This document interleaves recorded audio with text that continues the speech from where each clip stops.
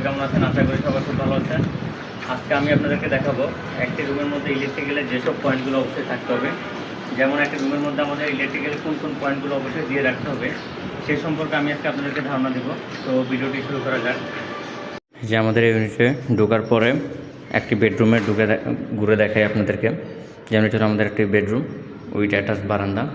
So আমাদের এই বেডরুমের মধ্যে টোটাল 3টি পয়েন্ট রয়েছে, যেমন এই যে এখানে একটি লাইটের পয়েন্ট এবং এখানে একটি টিউবলাইটের পয়েন্ট এবং এখানে একটি লাইটের পয়েন্ট এবং পাশে হলো একটা এসির পয়েন্ট।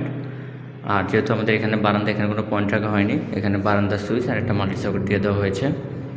আর এখন যদি আমাদের সুইচ বোর্ডে আসে, যেহেতু আমাদের 3টি পয়েন্ট, সো এখানে 3টি সুইচ বোর্ড, একটি হলো ফ্যানের সুইচ এবং একটি হলো মাল্টি সকেট বা ফ্যানের সুইচ এবং রেগুলেটর।